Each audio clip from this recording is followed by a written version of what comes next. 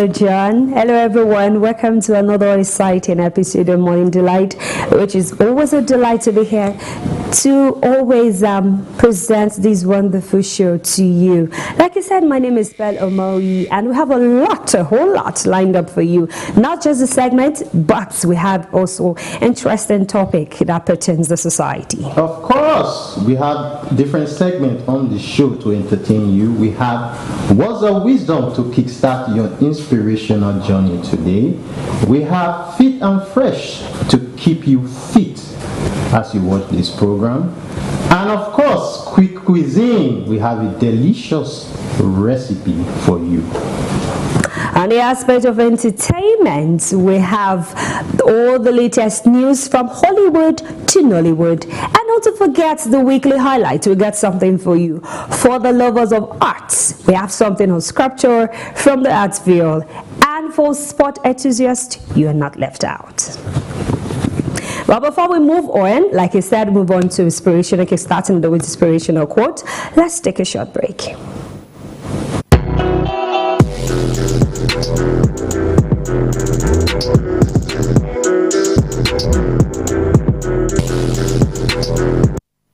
All right, let's kickstart the show now with our first beat on the show, which is words of wisdom. Let's get some inspirational quotes.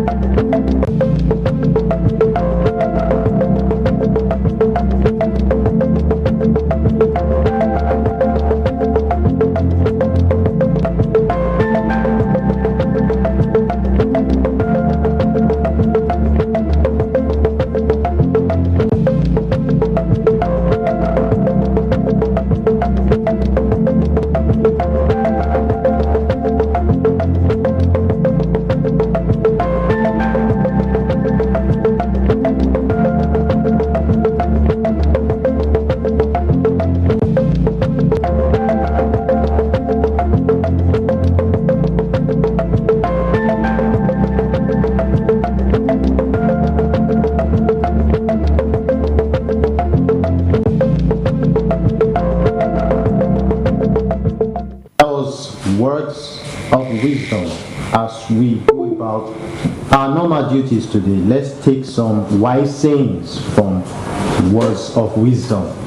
Our next beat on the show is fit and fresh. Let's see some cardiovascular activities on fit and fresh.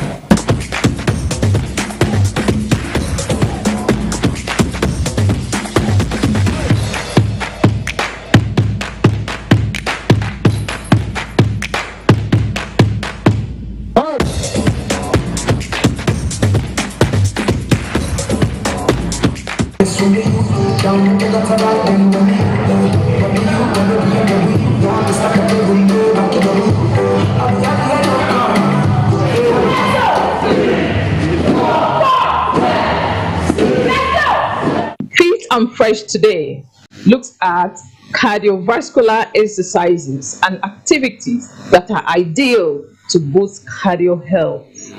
A term refers to the health of the heart and blood vessels.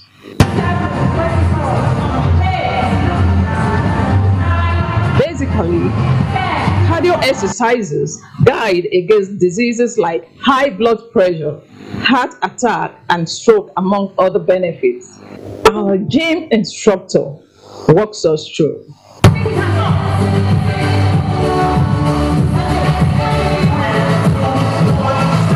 When you work out, you keep fit, you are stable, you're strong, you have stamina, and you stay healthy. Most importantly, what you eat is what you are. So if you want to go into fitness, you have to control what you eat. Most times it's not by abstaining. Sometimes it's portion control for those that eat healthy. For those that eat healthy meals and they still have fat, what they do is just portion control. Or some persons that do more of processed food, sugar, they have to cut it off so they can see improvements.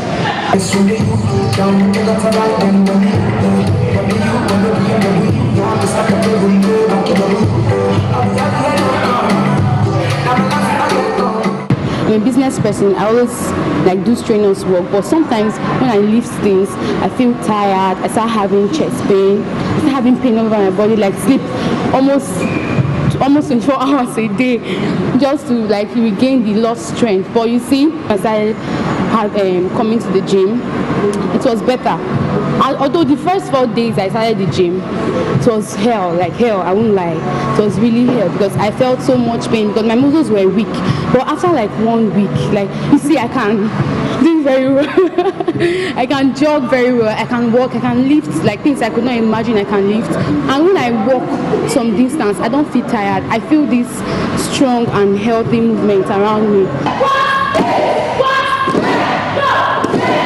Do remember, while you are working hard at your exercises, a healthy, balanced diet is also important, as they both work hand in hand for a healthy and disease-free lifestyle.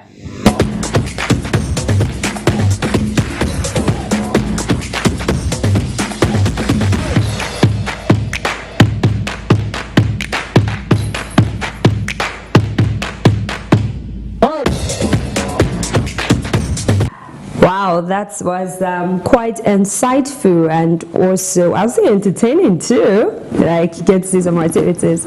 Well, moving on to the next segment, this has to do with the kitchen, always John's favorite, quick cuisine. We'll be talking about, or we will be testing, of course, you're not in the kitchen, but just test from the screen, yam and garden egg sauce. And we always have Chef Praise on standby.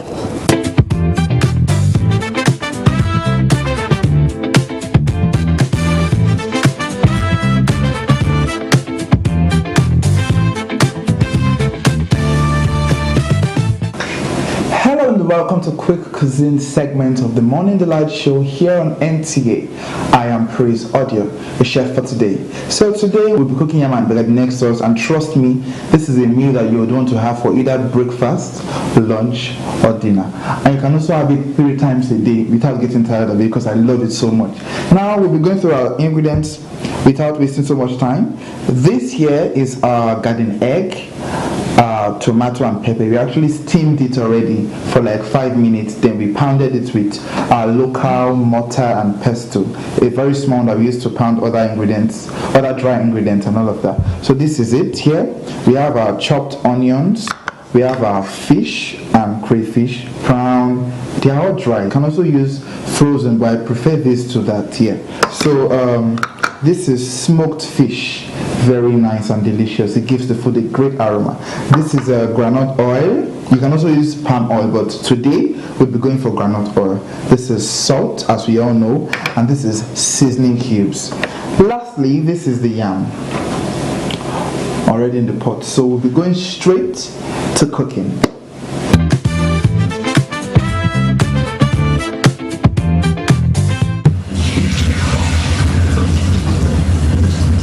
We'll be going into frying our sauce, as our yam is already on fire. We'll be going to fry our sauce. Now we have all our ingredients here just for convenience and quick access. Now we'll go into turning our groundnut oil as our first ingredient into the frying pan.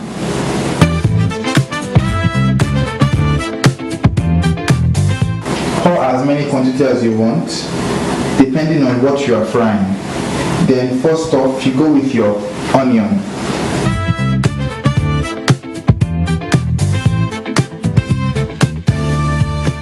You stir.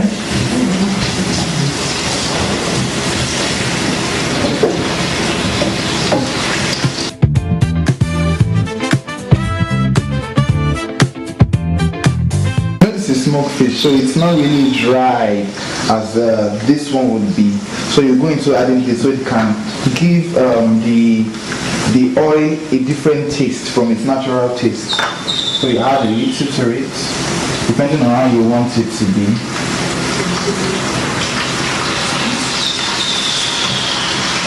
It's fine for me.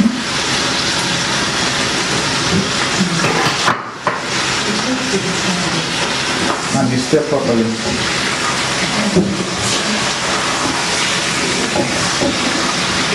This is the first one. We're going for the second round. Then we see how it goes to. Then we leave to fry for a bit.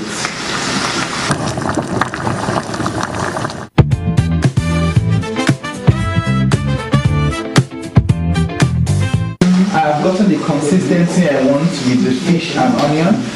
So without wasting so much time, I'll just go to adding my already steamed and pounded garden eggs, tomato and pepper.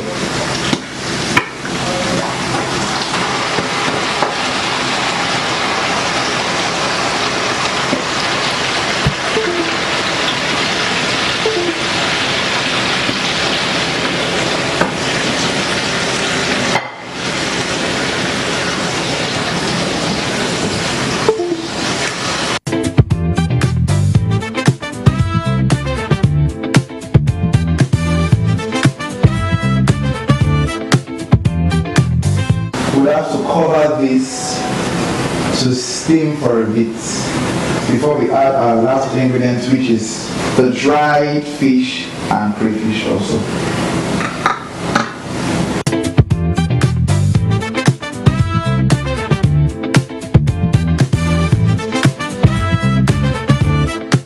So let's try it and see how it looks.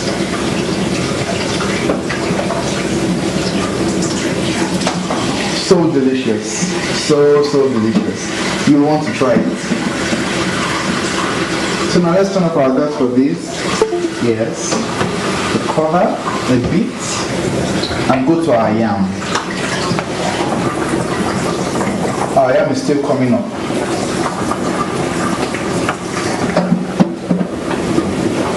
Let's give it another 5 minutes to boil, then we'll come back to check it.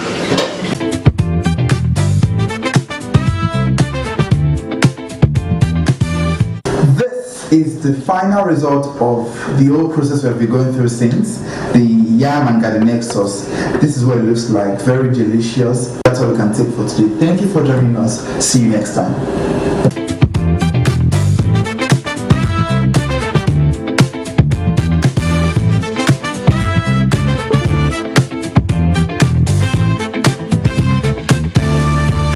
Yeah, that was a nice delicacy there. Yam and garden egg sauce. I think that garden egg sauce can be used as a substitute for the normal egg sauce, but whichever way they fit together quite well.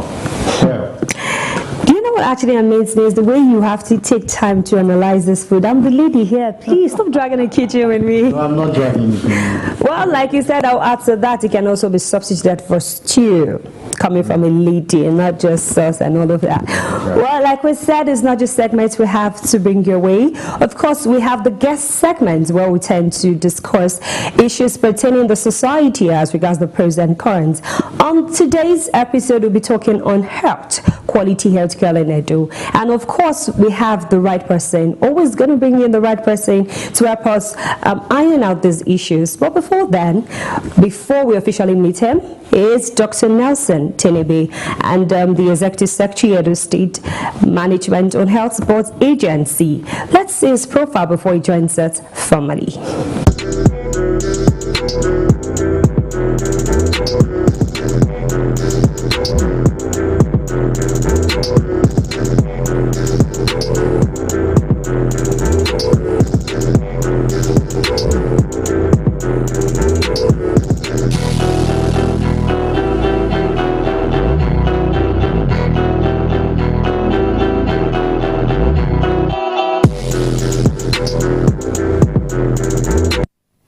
Yes, that's the profile of our amiable guests on the show, Dr. Tenebe. We are glad to have him on the show today. You are welcome, sir. Thank you, brother. We're delighted to have you join us, and Money Delight, sir. Thank you. God bless. All right, sir. My first question concerning health in Edo State. What is the state of our basic health care in Edo State?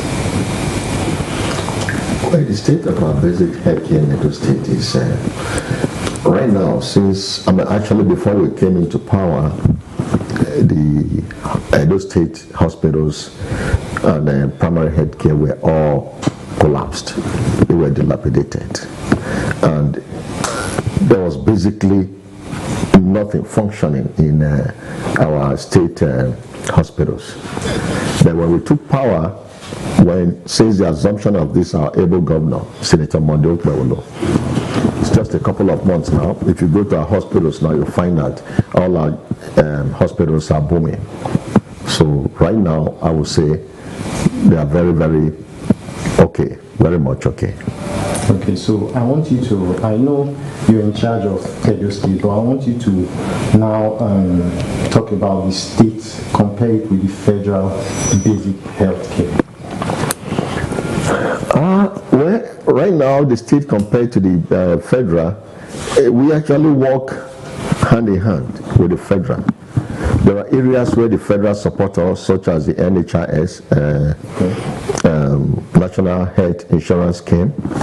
And there are areas where Edo State that's Edo State Health Insurance Scheme.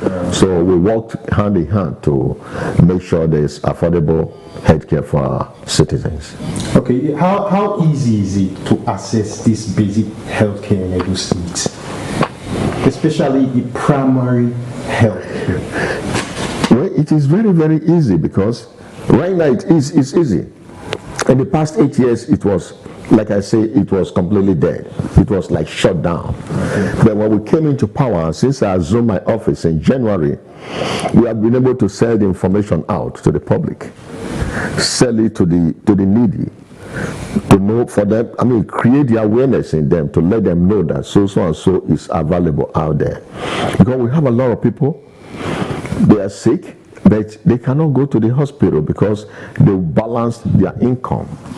The way income, they now do a kind of opportunity cost. Which one do they do first?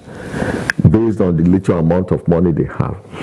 But now, when our able governor came into power and we try to sell the idea, try to, create the awareness in the people, it's no longer like that. We made it easy for them. First of all, a problem solved. A problem shared is a problem solved. If you are sick and you don't know that so and so is available to assist you or to help you, you will just stay at home, and some people die in the process. But now we've been able to create the awareness in them. People have been able to now access our healthcare system, and we have a lot of primary healthcare set up in every ward in the state. Now we have a 100-something ward in Edo State, and we have primary health care about 500 and something, over 500. So we try to put, we have some wards that have, depending on the sizes, we have some that have 2 primary health care, some have 3 primary health cares. So we try to make it easy for people to be able to access these facilities, which is the primary health care. Those are the ones that help, the grassroots. The grassroots of the care of the healthcare management. Only the ones they cannot manage, then they refer to secondary hospitals. The one we cannot manage secondary, then we refer to the tertiary. So at this time, they are affordable and it's easily accessible. Okay, this brings me to my question. The answer you actually gave to my colleague actually spawned this question for me. What are the main barriers that people have assessing this quality health care? You said since the assumption of office in January, it hasn't been easy. What are these main barriers you noticed immediately you assumed office and trying to work on? And especially outside the grassroots, you just talk about the vulnerable in the society. Okay, the main barriers, we actually, inherited a lot of barriers from the past administration. And currently we have corrected almost, I would say 85% of them, and we are still working to make it perfect. Some of the barriers, number one, culture and tradition. We still have a lot of people who believe in traditional medicines. Don't get me wrong, I'm not saying they don't work. It depends on your belief. There was a time when I was playing soccer, Somebody will have a fracture, instead of going to the hospital, you see them going to traditional. Because in my village, behind my house, there is a traditional man there that helps to heal his bone. They break the chicken leg, then they put the chicken leg there, then they say why the leg of the chicken is healing, the leg of the human being is healing. You find out that today, people still believe in all that. You know, when you have a fracture, first of all, the risk of infection is there. So many things go with it. Yes. So all those people still believe in all those traditional method of health care. Some people don't believe in going to the hospital to take malaria drugs. They believe in agbo. You see them having diarrhea, they go and take all these herbal drugs. You see them having any kind of sickness. They don't believe in going to hospitals. They believe in herbs. But when we came into power, we were able to let them know that in spite of this one here, there is still something in medical that can assist you in your health care. Then another barrier people had, you know, the cost of living. The cost of living is very, very high. And because of that, people still balance their income, especially somebody that have children. If your child is sick and another one need to pay school fees, another one, today is the last day to enroll for your JAMB, the parent will now have to balance it. Which one do I go with first? That was then. But now, when our governor came into power, we have been able to create the awareness in their minds to let them know that you don't have to die at home because you cannot take care of this sickness. You cannot manage this sickness. We were able to set up some projects like Edo HICS, which is Edo State Health Insurance, which is sell the awareness to them also of the NHIS, National Health Insurance Scheme. So we're able to sell it to them. So some of those barriers, that is their barrier, with our knowledge impacted in them, that part of cost has been reduced. Another thing is transportation. A lot of people cannot get to the hospital. First of all, even if you have all these health insurance, you don't have a means of getting to the hospital. You can just stay at home. Maybe your friend or your neighbor that is supposed to take you to the hospital is not around. You can just stay at home, waiting for somebody to take you, or waiting for manners to fall from heaven. In the process, somebody can die. So what our current governor did was to set up in strategic places ambulance services. We have ambulance services. That is, our projection is to have ambulance services in every ward in the state. Just like we have primary health care, is to have ambulance services in every ward. Though we've not gotten there yet, but with the efforts of our able governor, Senator Monday Okpebholo, trust me, we will get there. And with the help of these ambulance services, you don't have to die at home because you cannot get to the hospital. All you do is just find a way to call the number. There is a toll-free number. You don't need to pay. Just call the number and ambulance will come to your house, pick you up and take you to the nearest hospital. And that has been able to, we have been able to, take care of that burden. Take care of that problem. That barrier. We've been able to take care of that transport barrier. You see some people, they have accident. They are bleeding. They cannot get to the hospital. And what I found nowadays in Nigeria, Edo State inclusive, people will have an accident. You see people using their phones, they are recording, they are videoing. They want to be the first person to post it. How does that help? Yes. And especially when the people are bleeding, nobody wants to take them to the hospital. That is a big barrier. But with the setting up of ambulance services in various locations, people will easily call. At least passers-by will see the problem. They will call the number, the toll-free number. Then the nearest ambulance service will come over, pick that person and take him to the hospital. that's quite applaudable. I think that's quite applaudable. At least mobility is one thing to safer health and also getting health response on time. And this brings me to not just the people receiving this quality service. What about the people? How is the Edo State government, how they're trying to recruit qualified people and also retain these people to actually give out the service to the people? Because if you don't have well-trained nurses and doctors, even if you have all the best equipment on ground, things will still go sideways. That was actually a problem before we came into power. Because when we came into power, healthcare, like I earlier said, was like completely collapsed. The manpower was like zero. You find one doctor covering about 3 or 4 hospitals. How can that function? You find doctor scheduling appointment in some villages, in some hospitals. They will say on the 15th of so and so month, they will come and the doctor is coming. You know how the village is. Doctor is coming to you, doctor is coming to you, everybody will crowd there. Is that how it's supposed to be? The answer is no. Why is that like that? Because there's no manpower. This, we inherited it. But when we came into power, if you look now, on social media, if you even go to Exoti now, which is one of our human resource head office, or you go to our main office at Saplero Secretariat, Block B, the basement, you see massive recruitment going on. The governor has given us the approval to hire quality healthcare workers. Right now, we just hired about 1,314 healthcare workers, doctors, nurses, pharmacists, radiologists, ranging from the top to the bottom.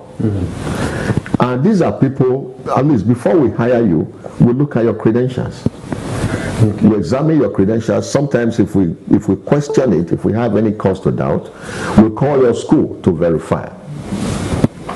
Some of them, they said they have been working in so and so place. We call those places to verify.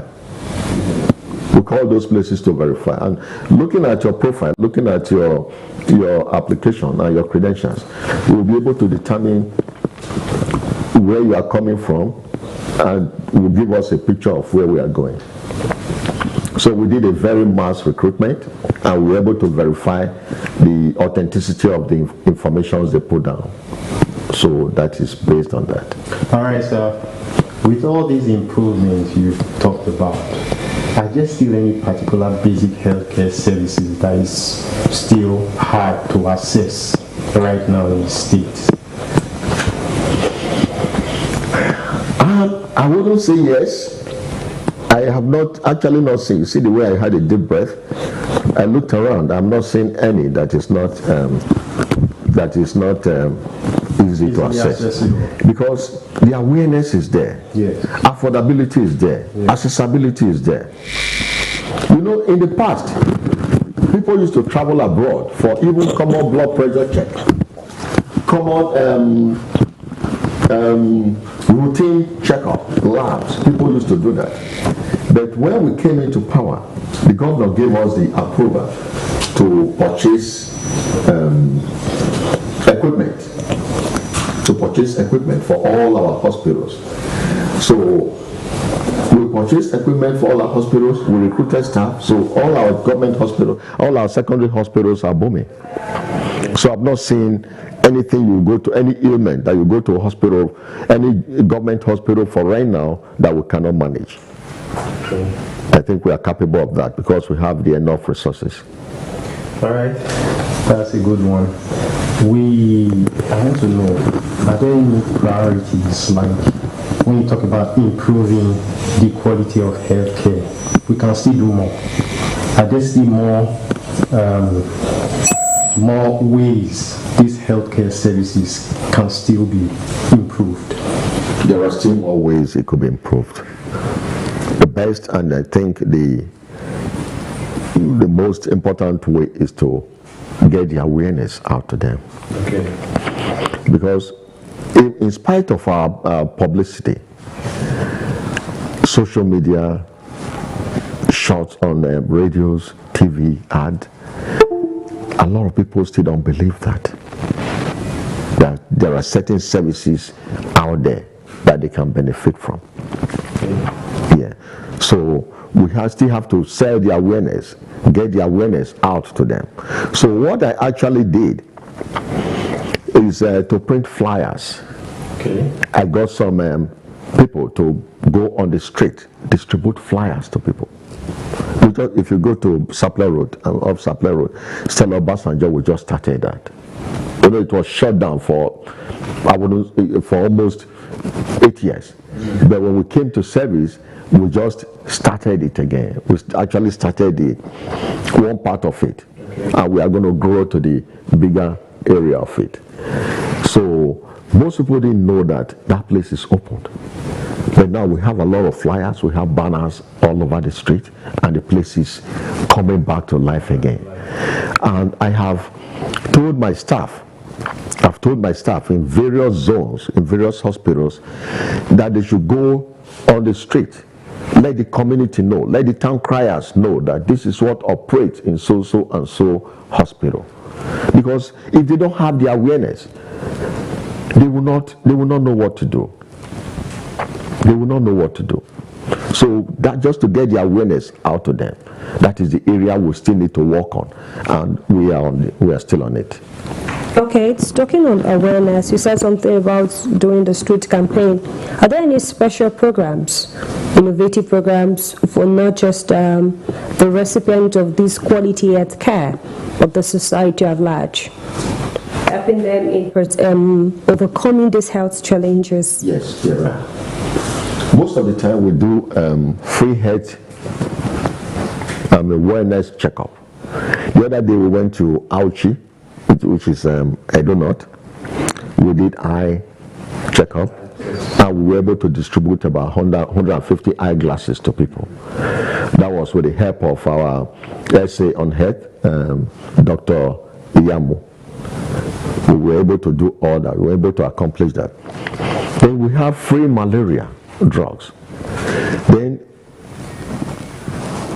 usually what we do, we go to various centers, we create the awareness, we distribute flyers, we put banners all over the place, let them know that so and so free health checkup will be done here and so and so day and so time. Then from there we're able to distribute some malaria drugs, malaria tests to various places and to various people. So that's what we do. Okay, sir, I have a personal question for you, because since you came on board, you've been saying something about since I'm assumed office, our amiable governor, don't get me wrong, he's doing so well.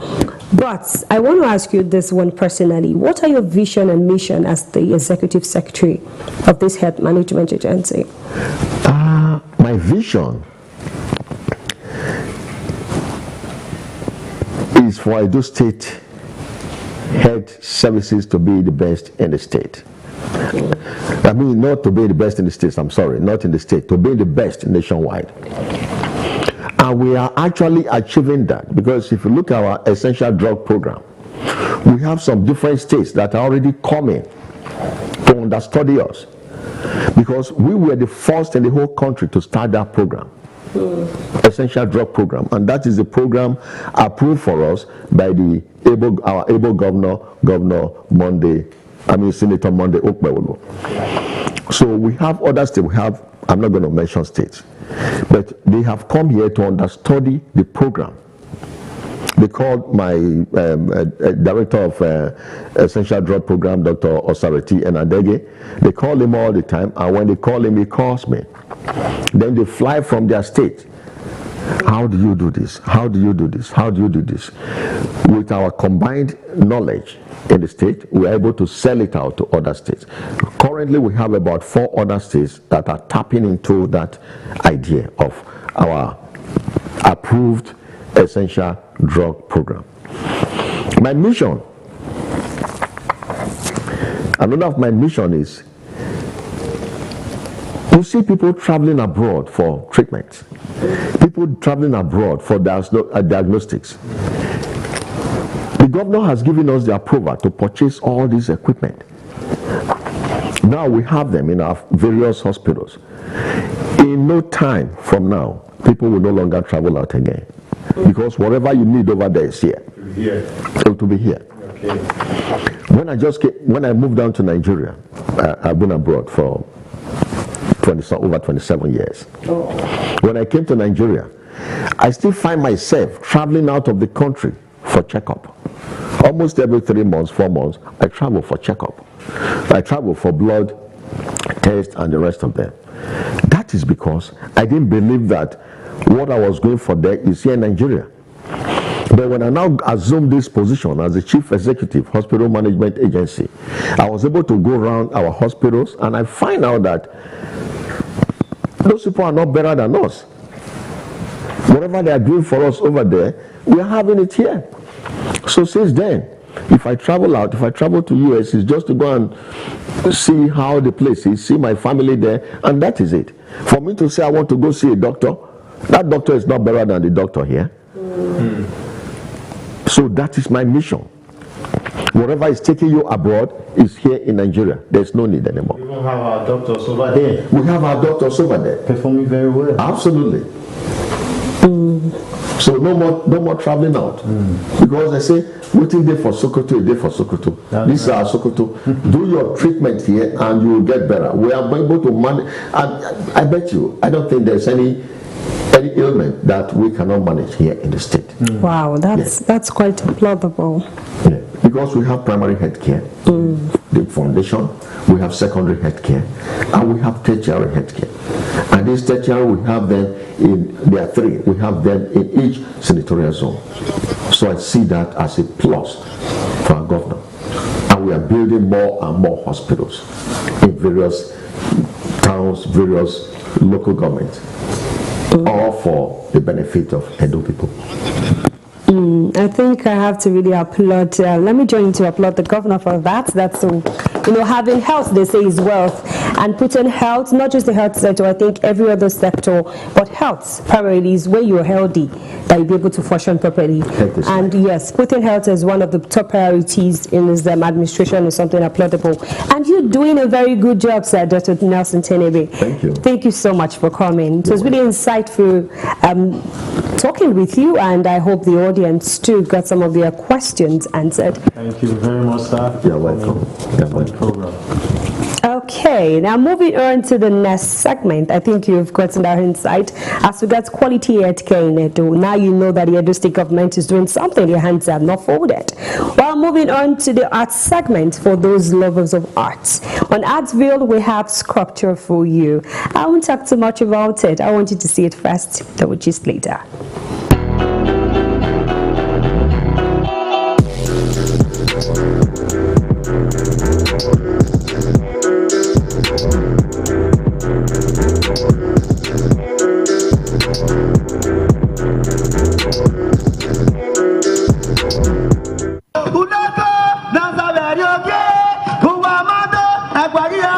Nigerian sculptural art is rich and diverse, cutting across ancient traditions and contemporary practices. It reflects the country's history, culture, and artistic innovation. Let's take a look at some art pieces and what they represent.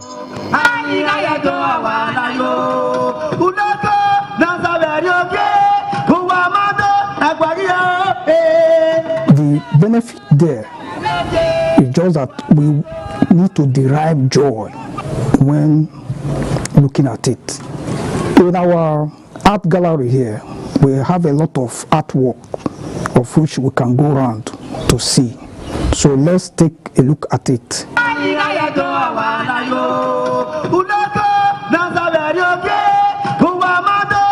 This one is called Ekure, Ancestral Shrine. So it's a kind of staff of office that is given to the eldest son of the family. So when you look, it has a human face on it. So in these modern days, it's in form of pictures that we place on our walls in our various homes. This is Eyo masquerade. So it's a kind of masquerade that is being celebrated in Western Nigeria, such as Lagos State and other western parts of Nigeria. Then this is Osoga, the mysterious monster.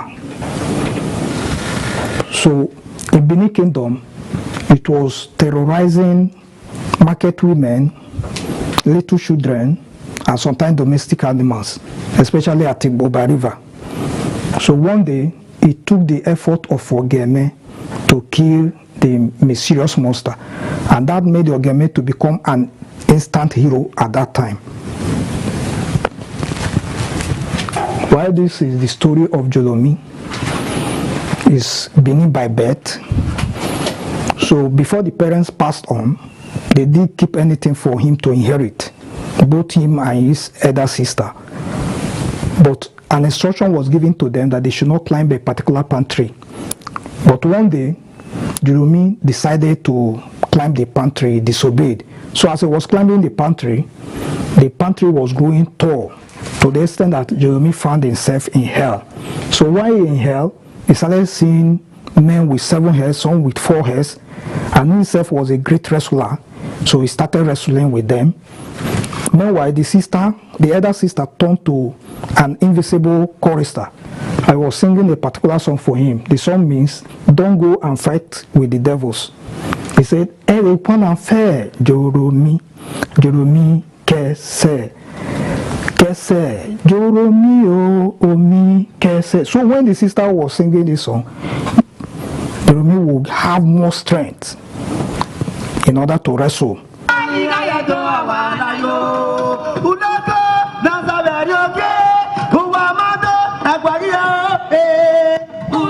Let us remember that the beautiful world of art is an evolving entity shaped by our actions and ideas, offering us the beauty and depth that art and culture offers us, and the preservation and celebration of our cultural heritage.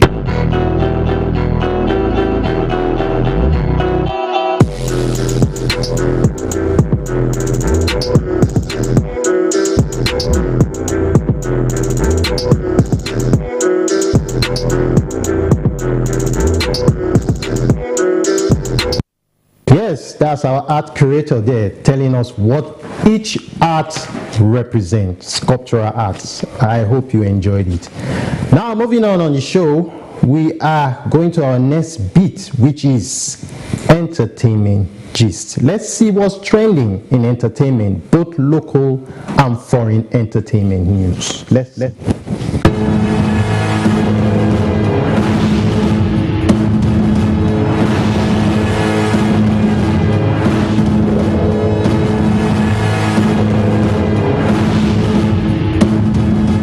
Entertainment gist.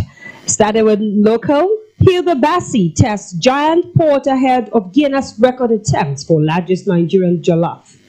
Nigerian celebrity chef and restaurateur Hilda Bassi has taken a major step towards making culinary history, conducting a trial run with her colossal 6x6 meter pot as it dares to break the Guinness World Record for the largest pot of Nigerian jollof rice. Fans and curious Nigerians quickly flooded social media, sharing excitement, curiosity, and support for the ambitious culinary feats. The record attempt underscores Hilda Bassi's growing influence in Nigeria gastronomy and her dedication to promoting the country's beloved jollof rice on a global stage. To the next story, Nollywood actress and entrepreneur Iyabo Ojo is celebrating a new chapter in her life, having officially become a grandmother.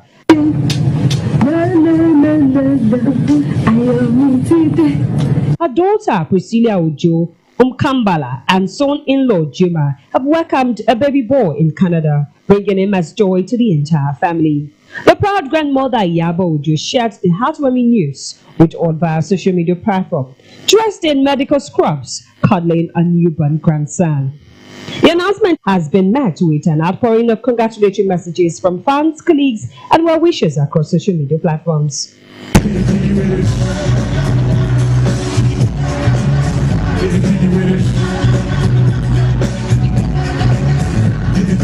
On an international scene, Will Smith played the Dream Beach Festival in Ramotal. The seaside town of Scarborough played host to Hollywood star Will Smith as he kicked off the UK leg of his first ever European tour. The Grammy Award-winning actor and rapper chose the seaside resort on the coast of North Yorkshire. To Begin is based on a true story, told in front of a sellout crowd and more than 6,000 people. The concert, held at Scarborough Open Air Theatre, follows the release of its first album in 20 years. Smith, best known for his roles in TV sitcom The Prince of Bel-Earl and films such as Men in Black and Aladdin, will follow the Scarborough gig with date in Manchester, London, and Paris. That's all we got to bring you in to Digest.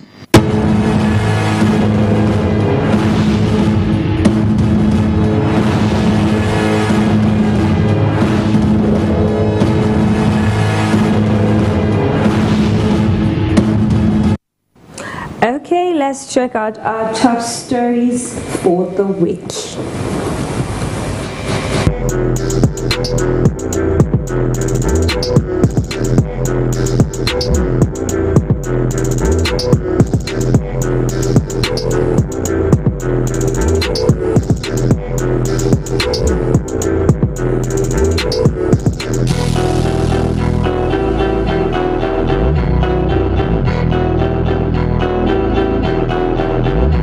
On the weekly highlight, a passenger train traveling from Abuja to Kaduna derailed on Tuesday morning, leaving several carriages overturned and triggering panic among passengers. Residents called along the popular corridor shortly after the train departed Abuja about 11 a.m. en route to Kaduna. According to eyewitness report, the derailment happened without warning, triggering confusion as passengers watched out of the derailed cabins. On to the next story, the Central Bank of Nigeria, CBN, has issued a new directive that will shut down POS services that are used outside of a merchant registered address. In a circular released on August 25, 2025, the regulator ordered all licensed operators, including microfinance banks and commercial banks, to geotag every POS terminal within 60 days. This means that the millions of POS devices currently used by agents and merchants across Nigeria must now be registered with the exact GPS coordinate showing where each device is being used. According to the CBN, the move is meant to curb fraud, stop the use of clone or ghost terminals, and make it easier to track transactions in real time. That's all we've got to on the weekly highlight.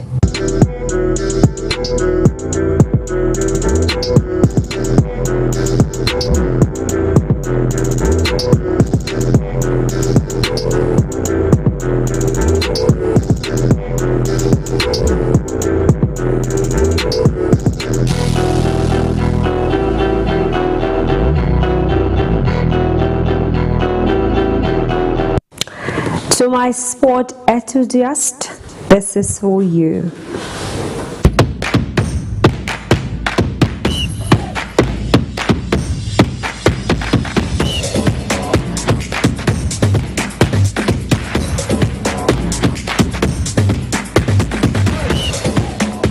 After another failed major transfer, Victor Boniface will now have to face a battle for first team place back at German's club Bayern Leverkusen.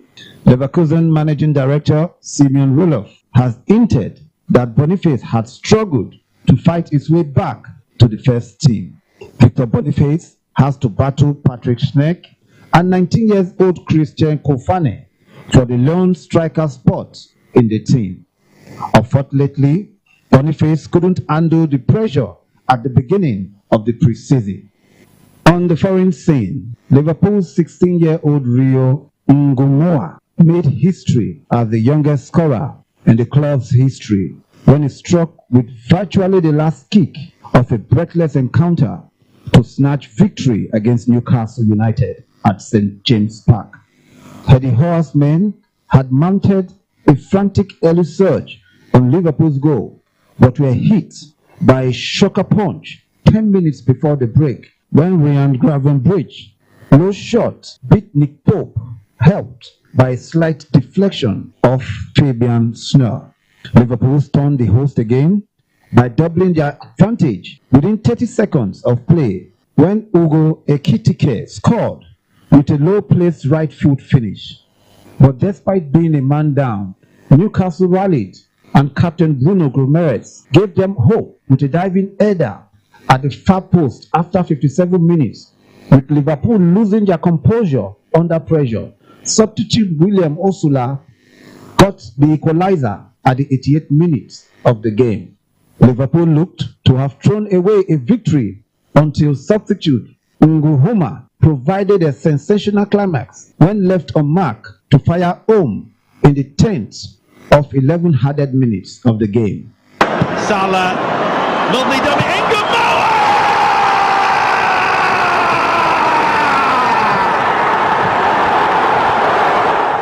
Here are the results of other matches played.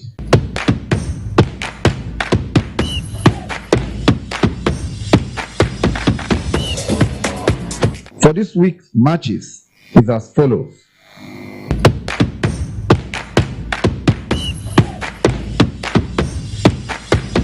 That's it for Sport Rail.